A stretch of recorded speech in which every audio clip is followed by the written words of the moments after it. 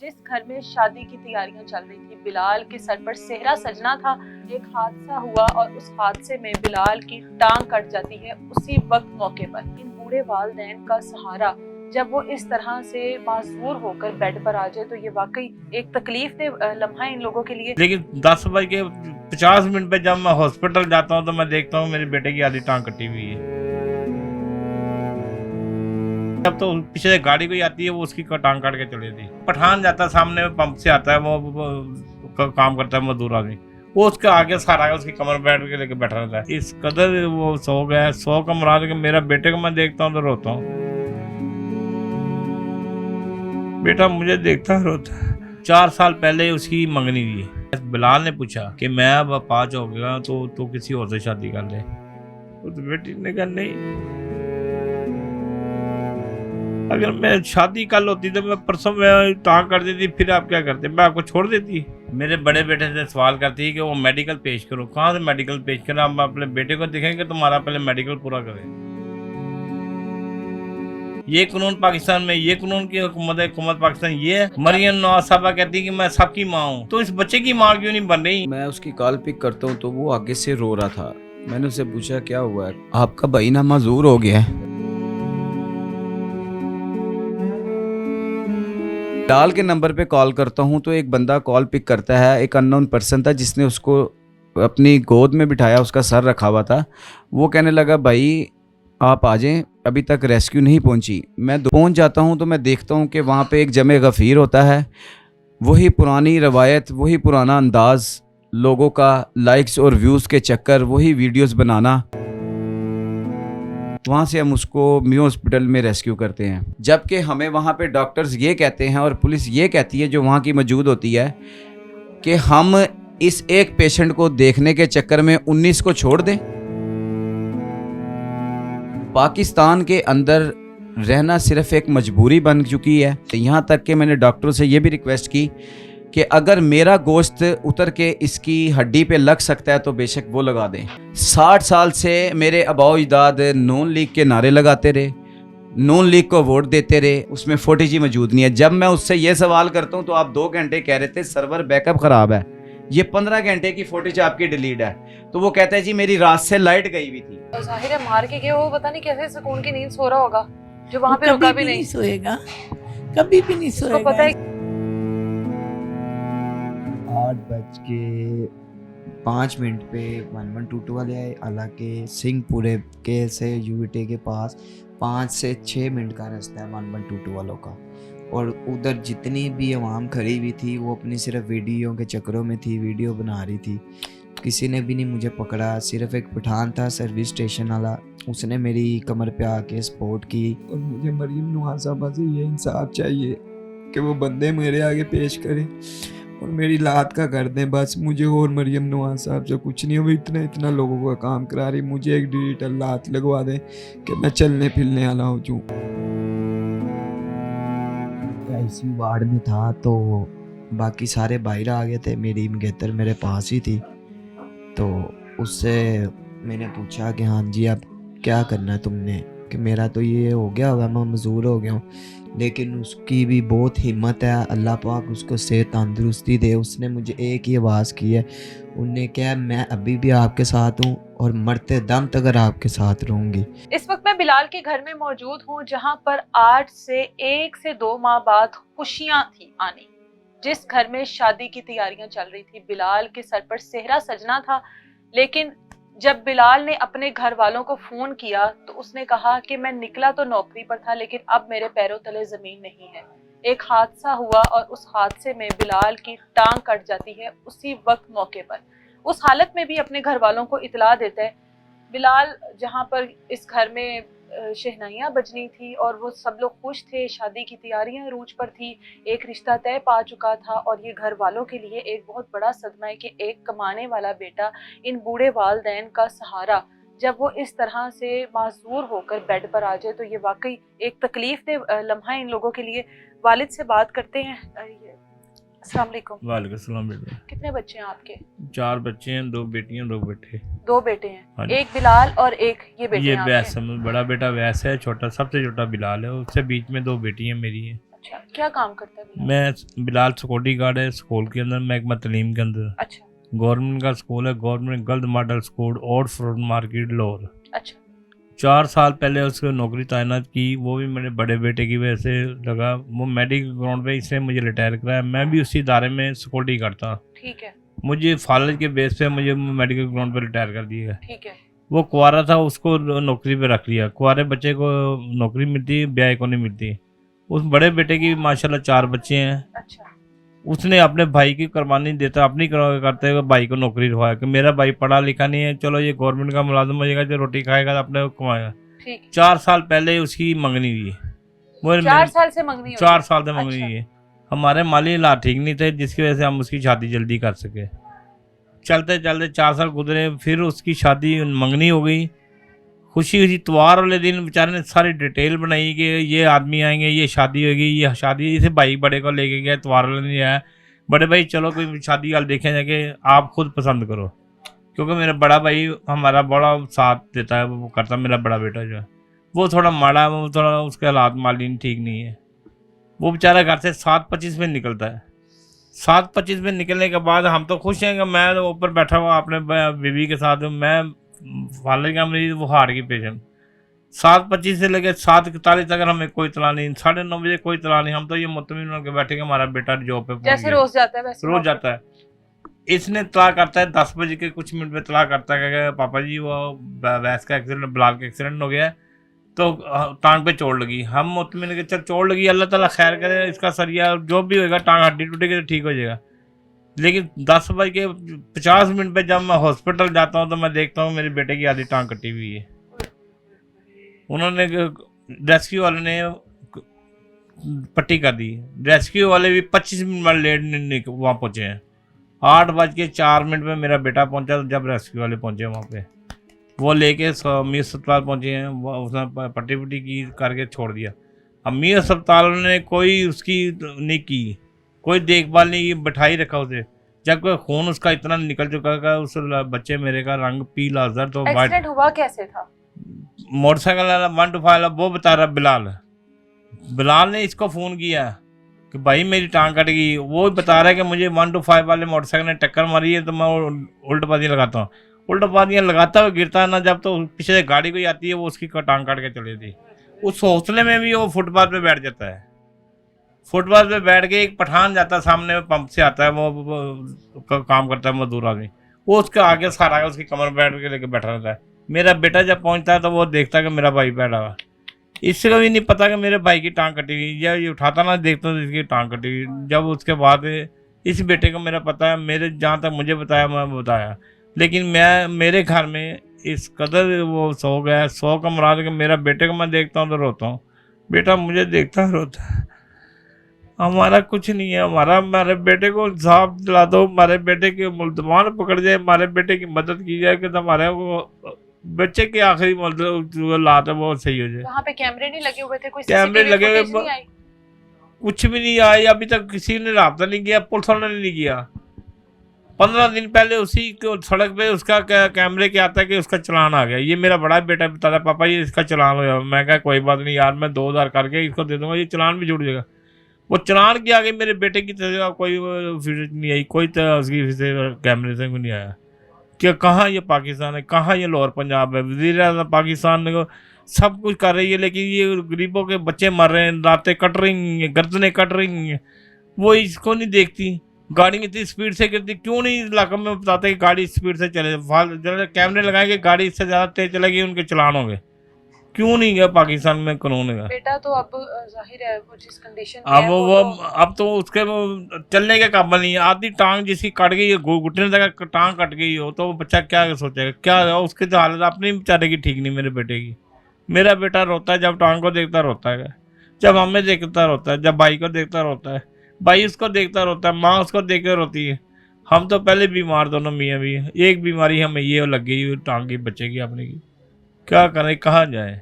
अब जहाँ जाहिर है आपके 1 माह बाद तकरीबन घर में शादी का माहौल था, तैयारियां चल रही थी, आप बता रहे हैं हॉल बुक करवा रहे हैं और सारा सिलसिला जहाँ पे रिश्ता तय किया हुआ है वो अपनों में किया हुआ है? मेरे मामू की बेटी है, आगे उसकी बेटी ही है। अच्छा सबसे पहले हमने, मेरे बेटे ने, बड़े ने पूछा, मेरी बीवी ने पूछा, बेटा देखो, मेरे बल्कि बिलाल ने पूछा कि मैं अब 5 हो गया तो किसी और से शादी कर ले। उस बेटी ने कहा नहीं, अगर मैं शादी कल होती तो मैं परसों में टांग कर देती, फिर आप क्या करते, मैं आपको छोड़ देती। मैं जब तक जिंदा हूँ मैं आपके साथ चलूंगी, मैं आपका हौसला बन के चलूंगी और आपकी टांग बन के चलूंगी। ये अभी बस मंगनी हुई थी। मंगनी हुई थी, मंगनी भी उसने बेचारी नहीं गया। अभी भी उसका आज फोन आया कि मामू जी आप फिक्र ना करना, मैं बिलाल को नहीं छोड़ूंगी।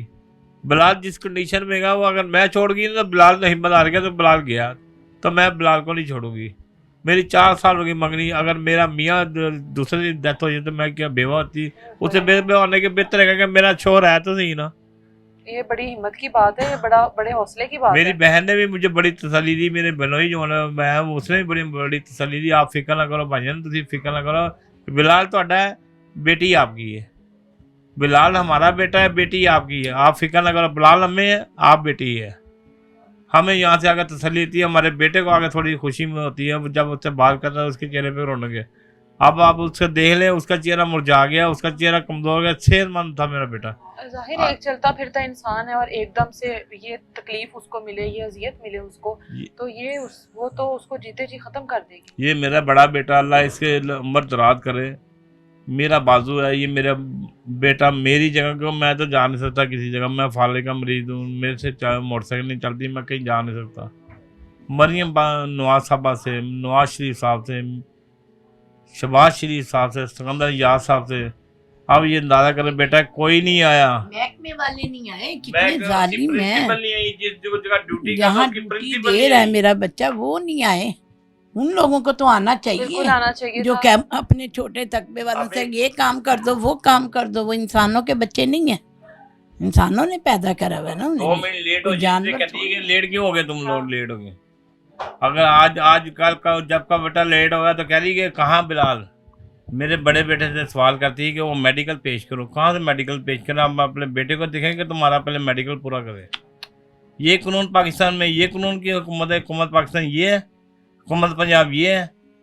मरियम नवाज साहबा कहती है कि मैं सबकी माँ हूँ, तो इस बच्चे की माँ क्यों नहीं बन रही, इस बच्चे की फरियाद क्यों नहीं सुनी, इस बच्चे को देखो आगे, उसकी टांग कटी, वो क्या सोच रहा है, क्या रो रहा है। उसके गरीबों की कोई जिंदगी नहीं बेटा, गरीब मर जाए तो उसको पूछने वाला कोई नहीं है। गरीब टांग कट गई, उसकी प्रिंसिपल नहीं देखने के लिए आई, उसको क्या, उसको वो अमीर नहीं है क्या बच्चे को आगे उन्हें पैसे देने दें, सिर्फ उसको हौसला देती, हौसला देना। दारे में बता देती कि मैं गई हूँ वहाँ पे। अब दारे का कोई आदमी नहीं है, कहाँ चलेगी हुकूमत पाक पंजाब।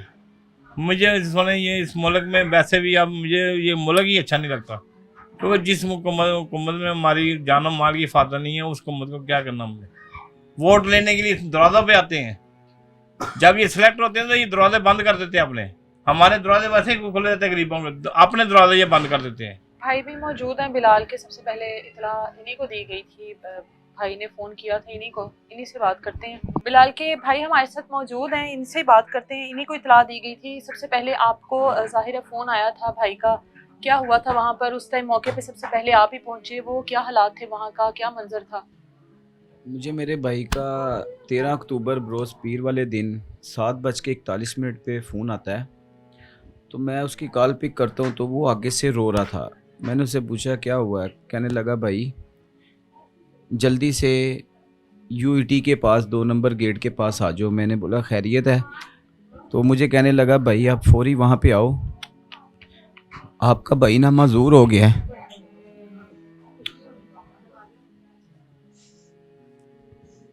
मैं अपने घर से बहुत हिम्मत करके यहाँ से निकलता हूँ। घर इनको नहीं बताया? नहीं, मेरे वालिदैन रहते हैं सिंहपुरे के पास। अच्छा। वहाँ पे रिसेंटली ये मैं रहता हूँ चमन बाग राजगढ़ में। अच्छा। ये घर थोड़ा छोटा पड़ रहा था, उसकी शादी करनी थी, तो रिसेंटली अभी 6 मंथ हुए थे कि भाई वहाँ पे रेंट पे शिफ्ट हुए थे। अच्छा। कि इधर शहर में रेंट पे घर लेना बहुत मुश्किल था, किराया ज़्यादा था। बिलाल की इतनी आमदनी थी, अब्बू की पेंशन थी, उसके ऊपर घर का गुजारा करना बहुत मुश्किल था। तो मैं इस घर में इधर रह रहा था। मैं खुद मैरिड हूँ, मेरे 3 बेटियाँ 1 बेटा है। मैं एक प्राइवेट फर्म में जॉब करता हूँ। तो मैं जब यहाँ से निकला हूँ यूईटी के लिए, तो रास्ते में मुझे एक बिलाल का दोस्त मिल जाता है कि खैरियत है भाई, आज सुबह सुबह किधर जा रहे हो। तो मैं रो रहा होता हूँ तो मैं उसे कहता हूँ तेरे दोस्त का एक्सीडेंट हो गया, चला जल्दी से बैठ मेरे साथ। जैसे ही हम यहाँ से निकलते हैं तो मैं रास्ते में से 1122 को कॉल करते हुए जाता हूँ, खुद यहाँ घर से निकलते हुए, और मैं मुसलसल रास्ते में उसे कॉल 1122 को करते हुए जाता हूँ। और मैं फिर 7:55 पे गड़ी शो का जो एक पुल आता है वहाँ पे मैं बिलाल के नंबर पे कॉल करता हूँ, तो एक बंदा कॉल पिक करता है। एक अननोन पर्सन था जिसने उसको अपनी गोद में बिठाया, उसका सर रखा हुआ था। वो कहने लगा भाई आप आ जाएं, अभी तक रेस्क्यू नहीं पहुंची। मैं दोबारा फिर रेस्क्यू को कॉल करता हूं। जब मैं वहां पहुंच जाता हूं तो मैं देखता हूं कि वहां पे एक जमे गफ़ीर होता है। वही पुरानी रवायत, वही पुराना अंदाज़, लोगों का लाइक्स और व्यूज़ के चक्कर, वही वीडियोस बनाना, सब वीडियो बना रहे होते हैं। वहाँ पे बहुत ज़्यादा हजूम लगा होता है। जैसे ही मैं वहाँ जाता हूँ मेरे हाथों से मेरी बाइक गिर जाती है, और मैं भागते हुए जब अपने बाइक की तरफ जाता हूँ तो मैं उसकी तरफ देखता हूँ, वो मेरी तरफ देख रहा होता है रो के, तो मैं भी रो रहा था हूँ।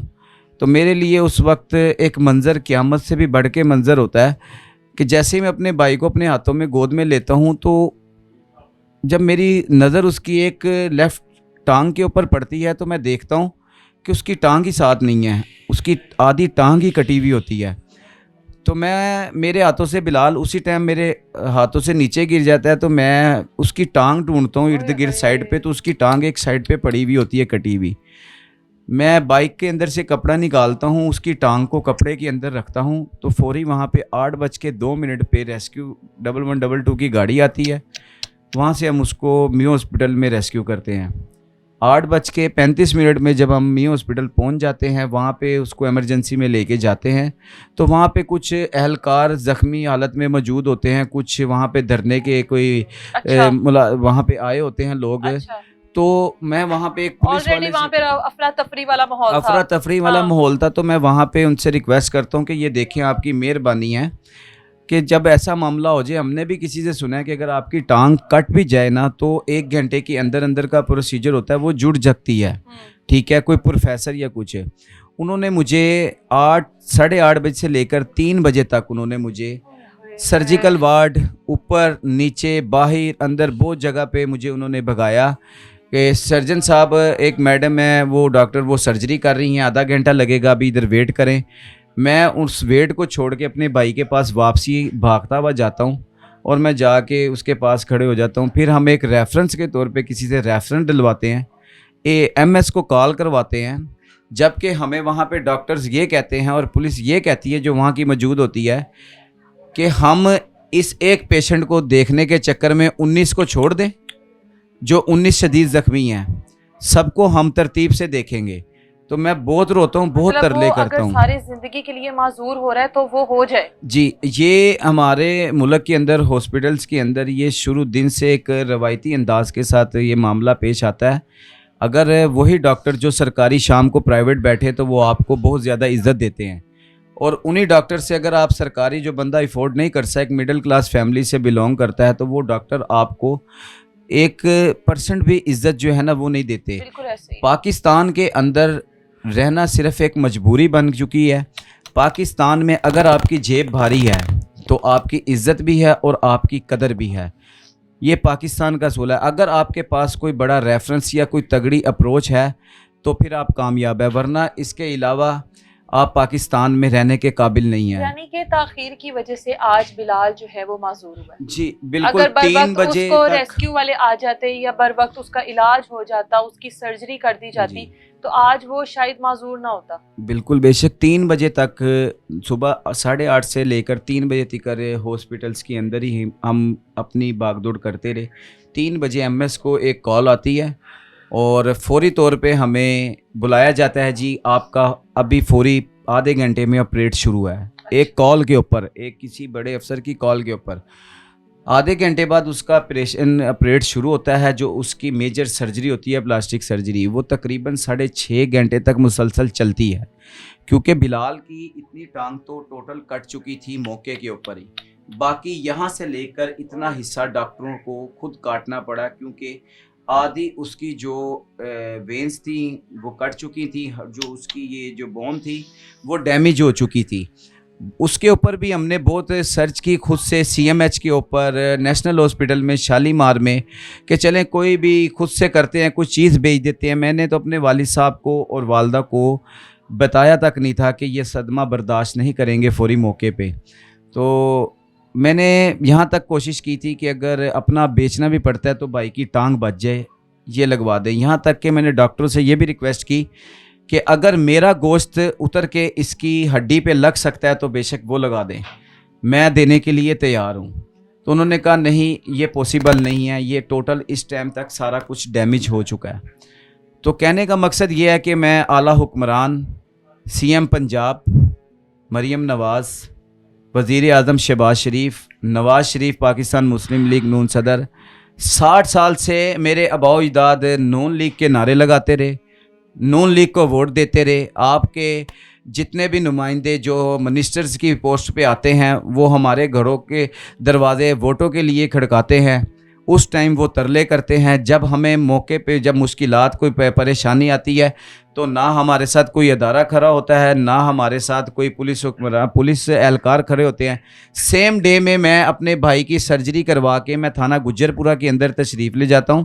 पहले मुझे यही कहा जाता है जी कि आपको ये हिस्सा नहीं लगता, दूसरा थाना लगता है, ये हिस्सा नहीं लगता, ये बीट उनकी है, ये बीट उनकी है।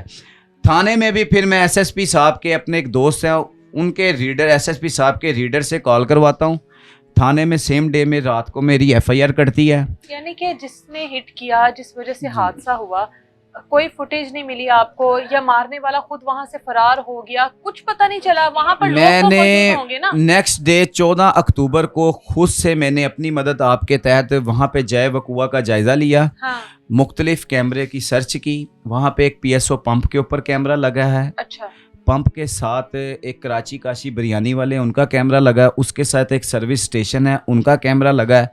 मैंने पंप वाले से जाके कैमरे की फुटेज मांगी तो उसने सबसे पहले तो मुझसे बदतमीज़ी की और गालियां बकी।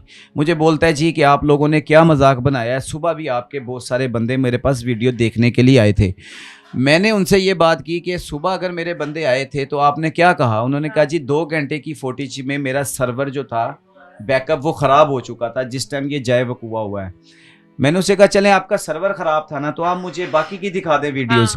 उन्होंने कहा जी कि नहीं मैं नहीं दिखा सकता। मैं खुद थोड़ा सा आगे थोड़े से डिस्टेंस पे एक हेयर सैलून वाली दुकान है, वो बहुत अच्छा इंसान, उससे मैंने रिक्वेस्ट की, उसने मुझे अपना कैमरा देखने की इजाज़त दी। मैंने खुद उसके कैमरे को ऑपरेट किया, मैंने खुद ओपन किया। उसके कैमरे में बस जस्ट थोड़ी सी एक साइड राइट साइड पे नज़र आ रही है ट्रैफिक जाती हुई, लेकिन जय वकुआ थोड़ा सा उससे 2 किलोमीटर पीछे हुआ ये नहीं पता लगा। मैंने बस ये सर्च करने के लिए देखा, पता करने के लिए कि ये ख्वाब है, ये बंदा कह रहा है जी ये मसला है। दोबारा मैंने फिर उसके रिक्वेस्ट की तो उसने मुझे कहा मेरा बंदा नहीं है।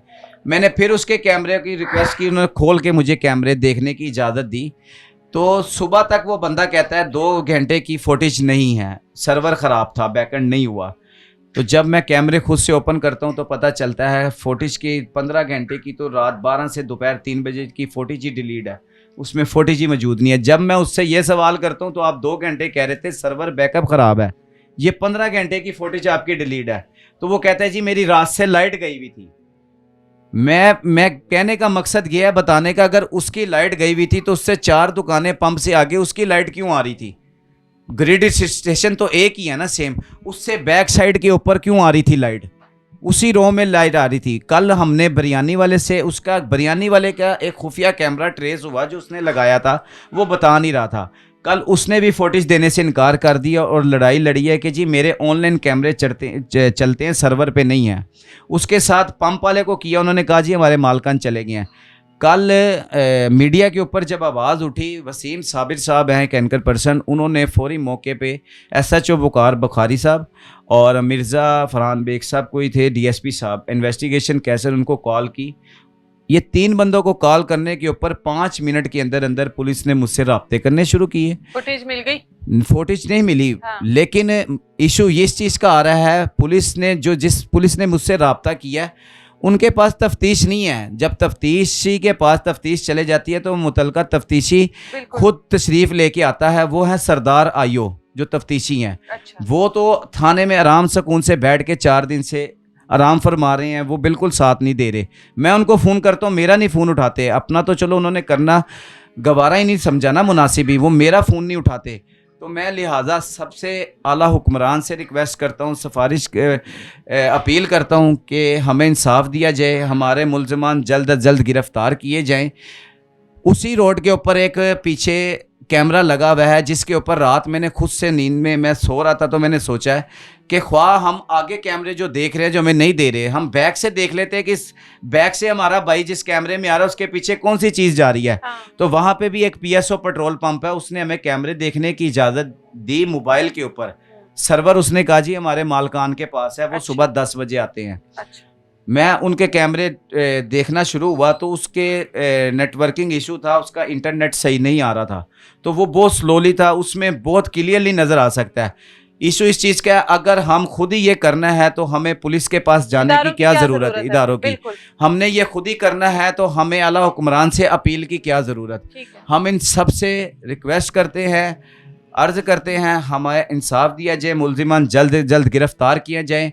7 दिन के अंदर बैकअप होता है कैमरेस का, कल मुकम्मल पूरे 6 दिन हो जाने हैं। संडे तक वीडियो वैसे ही ऑलरेडी बैकअप से उड़ जानी है। सेफ सिटी कैमरों की वीडियोस जो हैं वो सेफ सिटी कैमरों की वीडियो जब तक कोर्ट ऑर्डर नहीं होंगे, इन्वेस्टिगेशन साहब साथ नहीं चलेंगे तो कुछ भी नहीं हो सकता। तो लिहाजा हम सबसे अपील कर रहे हैं, मैं राना सिकंदर हयात साहब मिनिस्टर एजुकेशन से अपील करता हूँ, हमारे भाई की मदद की जाए, इसे इंसाफ दिया जाए, इसका आगे आने वाले फ्यूचर के बारे में सोचा जाए। कहने का मकसद देखें, एक बंदा एक क्लास 4 मुलाजिम है, मिडिल क्लास फैमिली से अगर ताल्लुक़ रखता है तो इंसान ना, उसकी senior head mister gazetted officer जो है स्कूल की, फर्स्ट डे सिर्फ जस्ट थोड़ी देर मुझसे इजाज़त के बाद हालचाल पूछने के बाद सेकंड डे मुझसे मेडिकल की अपील करती है। किस मकसद से मुझसे अपील करती है कि मेरा भाई ज़िंदगी और मौत से कश्मकश में लड़ रहा है, जिसकी 6 घंटे की सर्जरी चल रही है, वो मुझसे अपील कर रही है मुझसे कि मेडिकल लेके आए जी, सीएम साहिबा के ऑर्डर है सख्ती से, सीएम साहिबा के ये ऑर्डर है सख्ती से कि महकमों को देखना है। सीएम साहिबा के ये ऑर्डर नहीं है कि रोड एक्सीडेंट में कितनी माओ के लाल मार रहे हैं, ट्रैफिक वार्डन से कितनी स्क्वाड बना रहे हैं, किस मकसद से अरबों खरबों रुपया खर्च कर रहे हैं। मुझे इंसाफ दें, मेरी फैमिली को इंसाफ चाहिए। मेरे वालिदैन दोनों ही इस टाइम सदमे की हालत में हैं। मेरे वालिद साहब फालिज के ब्रेन हैमरेज हो चुका है, इनको स्ट्रोक आ चुका है, ये भी लेफ़्ट साइड से पैरालाइज रहे हैं पूरी। आज मेरा भाई उसी स्कूल में मुलाजम करता है, मेरा भाई भी लेफ़्ट साइड से जो है अपाहिज हो गया है, सारी ज़िंदगी के लिए माजूर हो गया है।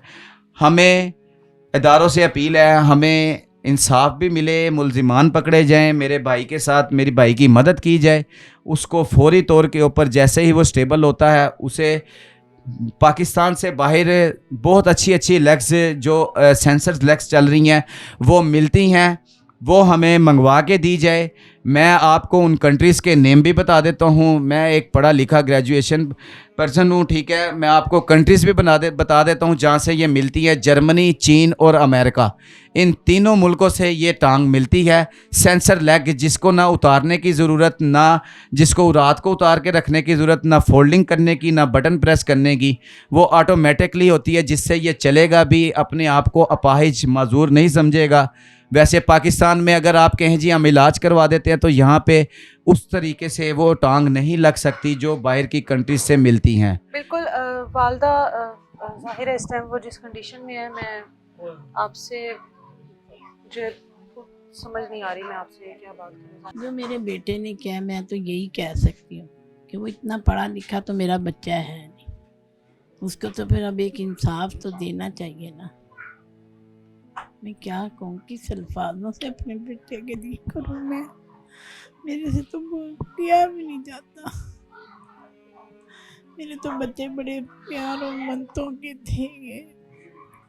अच्छा अल्लाह तो उसे इंसाफ दिलवा दे, वो मुल्ज़मात मेरे सामने आ जाएं। तो सारी उम्र के लिए वो हो गया ना, इसमें कोई लुकी छुपी तो बात है नहीं कि कोई हम अपने पास से कर रहे हैं। अच्छा अल्लाह क्या कह सकती हूँ मैं बेटा, मैं कुछ भी नहीं कह। जो ज़ाहिर है मार के गए वो पता नहीं कैसे सुकून की नींद सो रहा होगा, जो वहाँ पे रुका भी नहीं सोएगा, कभी भी नहीं सोएगा। उसको पता है कि मैं इतना बड़ा किसी का नुकसान अल्लाह ताला उसको भी ऐसे करे जब हमने रुलाया ना वो बहुत रोए। और फिर और बेटा बात है कि मैं एक सिक्योरिटी गार्ड क्या तैयारी करूंगा अपनी बेटी की, उसकी खुशी की सेहरे की तैयारी करूंगा, उसको घोड़ी भी बैठाने की तैयारी करूंगा, घोड़ी पे उसकी शादी की खुशियां मनाऊंगा। सारी मिट्टी में मिला गया। मेरे तो सामने आ जाए एक दफा, जिस तरह मेरे बच्चे को करा। मैं जब तक अपना सब्र नहीं मैं अपना मिले आना, मेरी तो रातों की नींद उड़ गई है। मेरी तो रातों की नींद उड़ गई है। अल्लाह आपके बच्चे को सेहत दे, जिंदगी दे। अल्लाह ने उसको नई जिंदगी दी है, आपके पास सलामत रहे वो। हाँ, हमारे सामने बैठा आपके सामने देखें आपका बेटा मार जिंदा देता तो मैं जब भी बिल्कुल। तो रोता है। अभी तक उसकी टांग टूटने में नहीं आया तो मरने में क्या है। कैसे सबर आता आपको। चलें, आपका बेटा आपके बीच तो है, आपका बेटा आप लोगों आमीन, से बात तो आमीन, कर रहा मेरे है। से बात कर रहा है। बस मेरे तो बस यही है कि मेरा बच्चा इतना पढ़ा लिखा नहीं है, एक तो बेटा इसकी तो सारी प्रेमी उम्र पास का। बेटा, लेकिन नहायत शरीफ उसके स्कूल का स्टाफ बताएगा कितना अच्छा बच्चा। आपने कहा ना उसे काम को, उसे इनकार नहीं करना किसी को। बिल्कुल।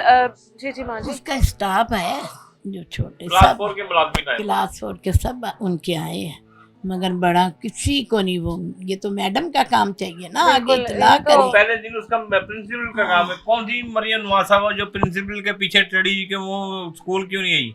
कौन सी मरियम नवाज साहब है जो प्रिंसिपल को कह रही इस पर सख्ती करो? 1 मिनट लेट हो जाती उसी की एब्सेंट लगा दी। ये कानून है? एक बच्चा वही आपसे 29 दिन काम सही करता है, 1 दिन लेट हो जाए तो उसके लिए आप एब्सेंट करा देते हो। फिलहाल चलान तो आ ही जाते हैं, जाहिर है सेफ वो तो। सिटी उसी रोड पे 2 हफ्ते पहले सेफ सिटी का चालान 2000 रुपये का आता है और उसमें बिल्कुल क्लियरली फ़ोटो नज़र आती है। तो क्या अगर चालान घर में आ सकता है बिल्कुल क्लियरली फ़ोटो के साथ, तो मैं ये कहना चाहूँगा कि बंदे की सीसीटीवी फुटेज नहीं आ सकती उन कैमरों के अंदर जो इसे हिट करके गया है। उस रोड के ऊपर फ्रंट बैक साइड में मेरे पास सारी पिक्चर्स मौजूद हैं जो मैंने खुद प्राइवेटी तौर पे मैंने उन कैमरों की ली हैं। लेकिन मेरे साथ इदारे, पुलिस हुक्मरान, ये कुछ कोई बंदे खड़े होंगे तो मैं कर सकूँगा। मैं आज भी सुबह कैंट कचहरी में चक्कर लगाता रहा। आज भी मैं सुबह, मुझे पुलिस वालों ने आज के कैंट कचहरी में बुलाया कि जी आपका हमने कोर्ट आर्डर करवाने हैं, फिर आपकी एमएलसी लेनी है, आप सुबह वहाँ 8 बजे पहुँच जाइएगा।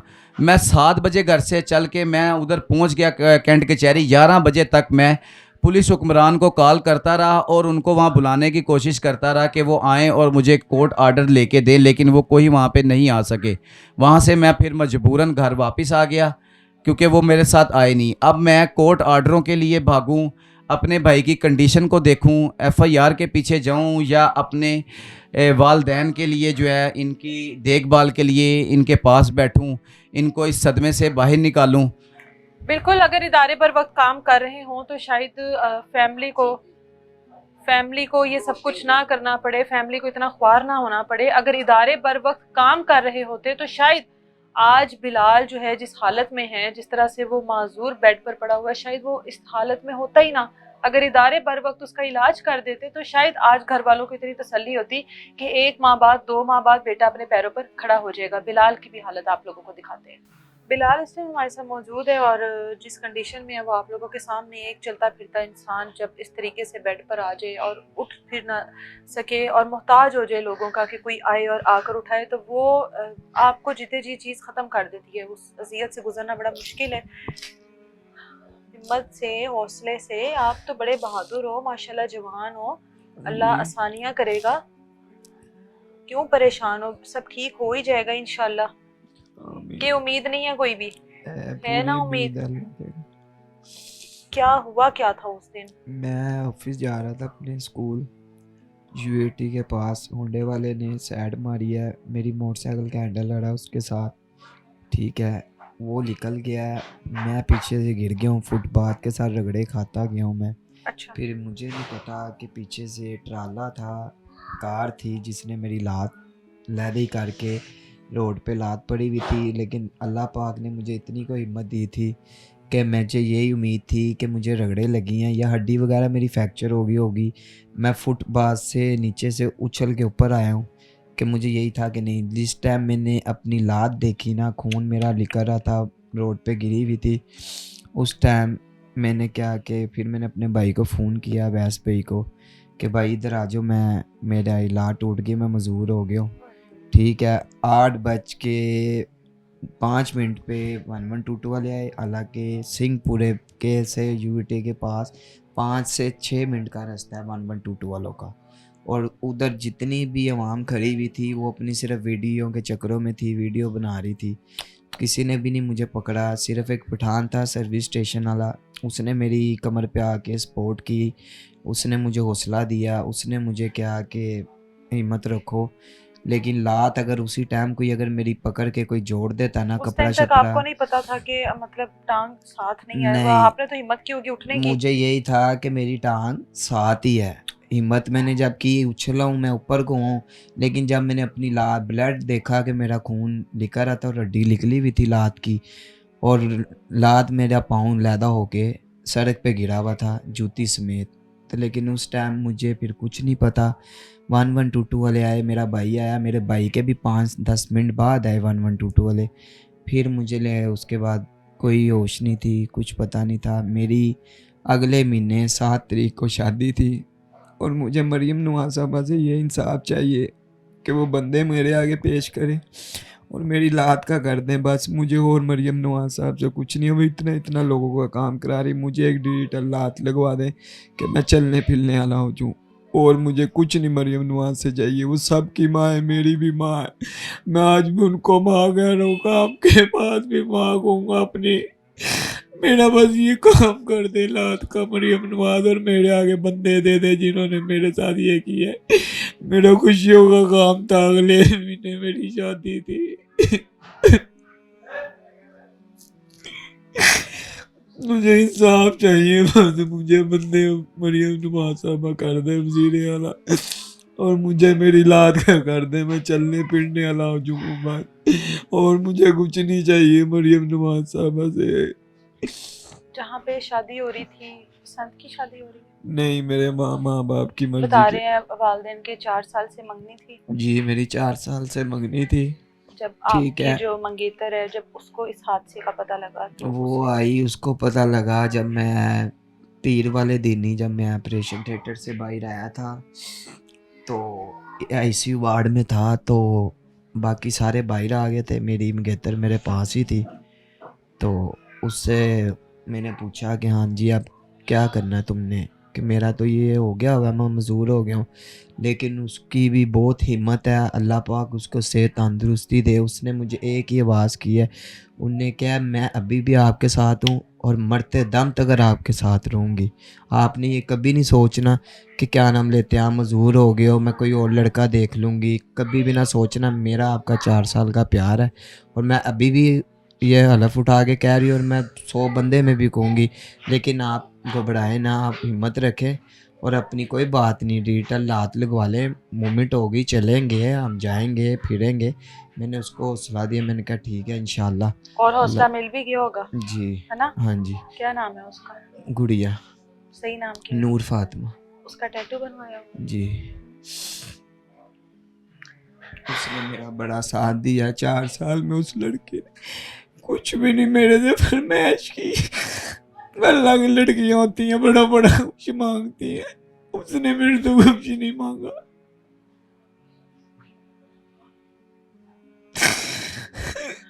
ये हकीकत है कि इस तरह के मुश्किल वक्त में जो लड़कियां होती हैं वो छोड़ जाती हैं।